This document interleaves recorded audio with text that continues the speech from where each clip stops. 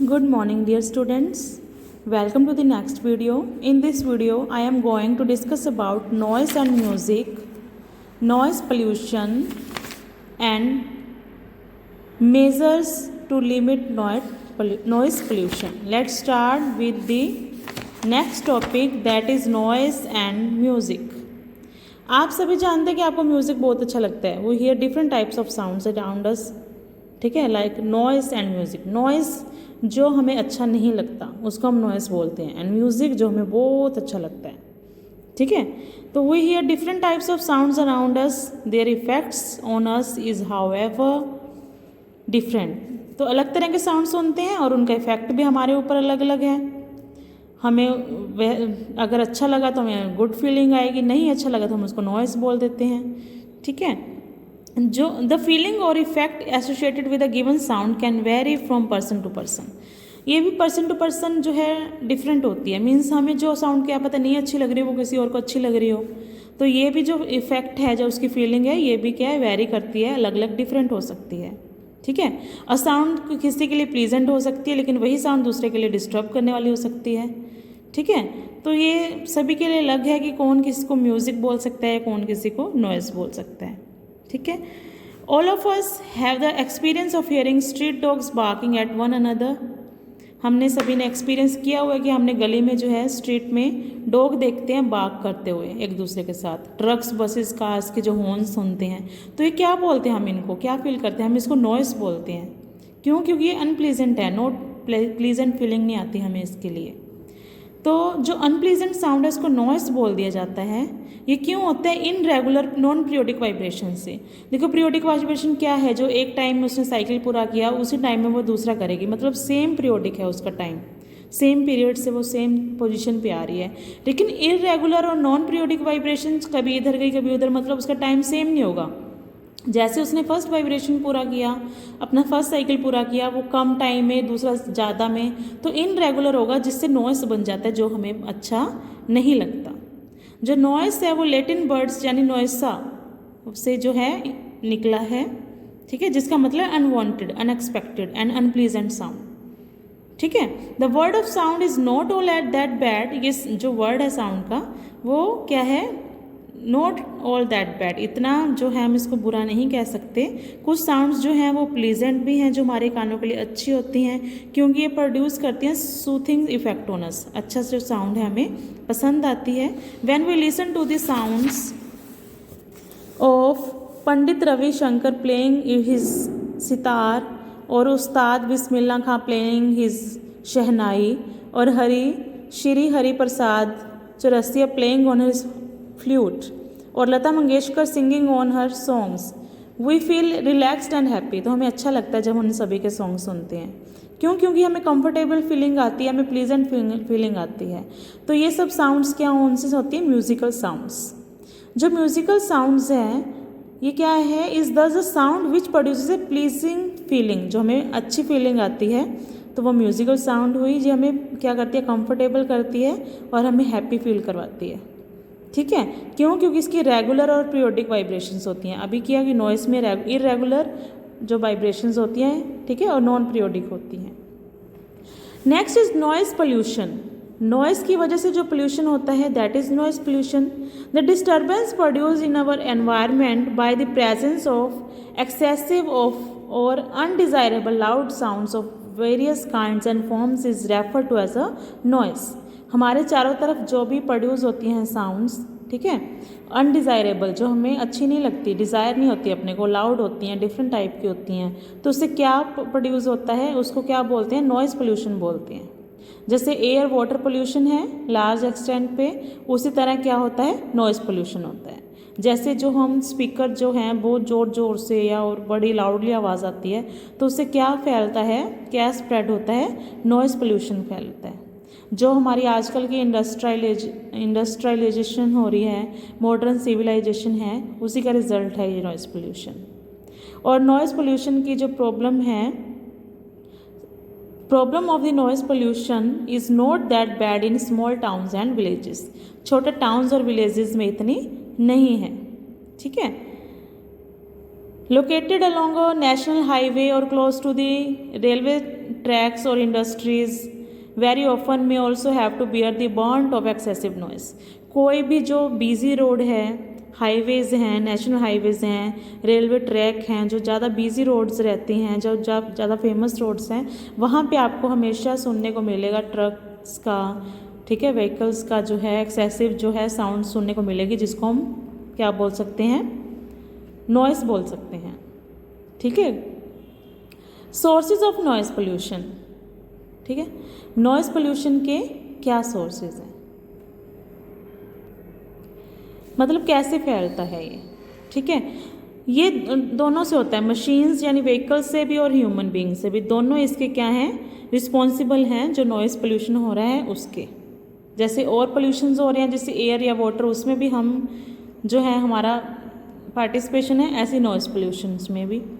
ठीक है, क्योंकि हम वेरियस टाइप्स के अप्लायंस यूज़ कर रहे हैं, गैजेट्स यूज़ कर रहे हैं घरों में, ग्राइंडर, मिक्सर, वैक्यूम क्लीनर, जिससे कि लाउड साउंड होती है। ठीक है, टीवी, म्यूज़िक सिस्टम्स, जिससे लाउड साउंड होती है और जिससे क्या फैलता है, नॉइस पोल्यूशन हाई लेवल पे। ठीक है, street noise, traffic noise, public transport, playgrounds, shopping malls, ठीक है, and market places, loud speakers in social functions जो होती हैं उसमें लाउड स्पीकर तो होती हैं, एंड सो ऑन।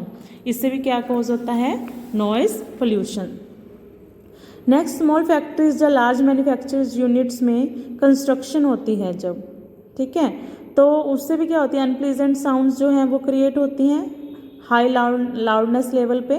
तो उससे भी क्या होता है, जो बहुत ज़्यादा मशीन यूज होती हैं, large number of machine construction में यूज़ होती है, तब भी नॉइस पोल्यूशन होता है।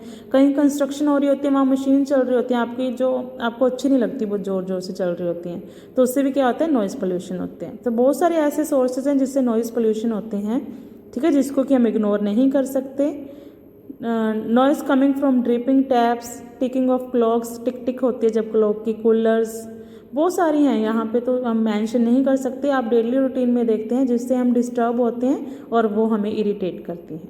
ठीक है, तो नॉइस के बारे में क्या, नॉइस पोल्यूशन के बारे में क्या, अब इफेक्ट क्या है नॉइस पोल्यूशन के हमारी हेल्थ के ऊपर। It has now been well established that presence of excessive noise in the surrounding can cause many health related problems. इससे हमें बहुत सारी हेल्थ रिलेटेड प्रॉब्लम्स होती हैं, जिससे हमें इलनेस हो सकती है हमें। ठीक है, तो इससे क्या होता है, जो भी है, it may affect the sociology as well as the psychology of the affected person.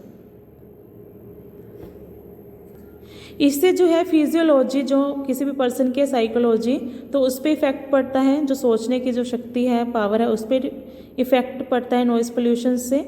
इससे बहुत सारे क्या हो सकते हैं, कॉन्टिन्यूस इफेक्ट हो सकते हैं over large periods of months and और ईयर्स।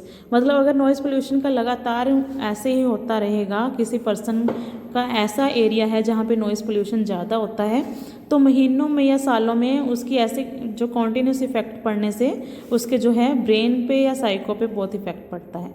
ठीक है, the most immediate effect is on the mental health. तो अभी बताया मेंटल हेल्थ पे बहुत इफेक्ट पड़ता है, जिससे क्या होता है, continuous noise can create panic, जो है इससे दर्द हो सकता है, हेडेक हो सकता है।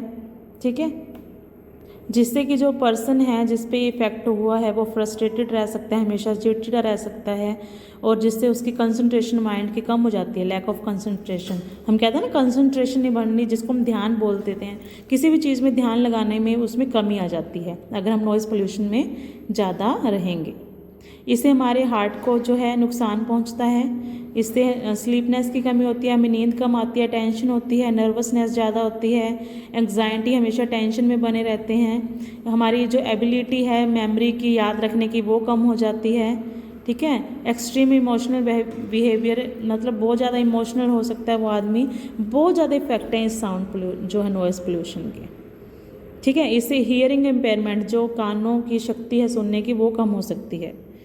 ठीक है, इससे कि अगर हम थोड़े टाइम के लिए कई बार सुनना बंद हो सकता है, उसको क्या बोलते हैं, टेम्परेरी डेफनेस बोलते हैं। जो हमेशा के लिए किसी को सुनाई नहीं देता वो परमानेंट डेफनेस है। मतलब अगर शॉर्ट टर्म के लिए अगर ज़्यादा टाइम कोई पोल्यूशन में रहेगा तो उसको जो है टेम्परेरी डेफनेस हो सकती है, मतलब कम सुनना हो सकता है, उसको कम सुनाई देना पड़ जाता है। मतलब जैसे जैसे पोल्यूशन का इफेक्ट पड़ेगा उसको कम सुनने लगेगा। If the noise pollution continues over a long period of time, period of time the person may get permanent damage in her or his ears. अगर थोड़े टाइम के लिए वो किसी नॉइज़ पोल्यूशन में रहता है तो थोड़े टाइम टेम्परेरी डेफनेस आ जाएगी. अगर परमानेंटली वो ऐसी जगह पे रहने लग गया जहाँ नॉइज़ पोल्यूशन ज़्यादा है, सोर्सेज ज़्यादा हैं उसके, तो उसकी परमानेंट डेफनेस भी हो सकती है, अगर हमेशा के लिए सुनना बंद भी हो सकता है. नेक्स्ट है measures to limit noise pollution. हमें क्या करना चाहिए ताकि हम नॉइज़ पोल्यूशन से बच सकें. ठीक है, अब टेक्निकल एडवांसमेंट हो चुकी है, ठीक है, हमारे वर्ल्ड में, तो बहुत मुश्किल है, डिफ़िकल्ट है कम्प्लीटली कि हम पूरी तरह से उससे बच पाना, तो क्या है, मुश्किल है. It is very difficult to completely eliminate all noise. बहुत ज़्यादा मुश्किल है कि सारी जगह जो नॉइज़ है उसको हम कम्प्लीटली उससे बच सकें. तो हम इतना कर सकते हैं, इसको रिड्यूस कर सकते हैं. जो पोल्यूशन है इसको रिड्यूस करने का काम कर सकते हैं, ख़त्म होना तो मुश्किल है. उसको मिनिमाइज़ कर सकते हैं इसके इफ़ेक्ट्स के लिए. तो इसके लिए हमें क्या करना पड़ेगा, ऐसे इंस्टॉल करने होंगे एयरक्राफ्ट इंजन या ट्रांसपोर्ट व्हीकल्स को, इंडस्ट्रियल मशीन्स को या होम अप्लायंसेस को जिसको हम यूज़ करते हैं, कि वो इफ़ेक्ट कम दे, नॉइज़ पोल्यूशन कम हो.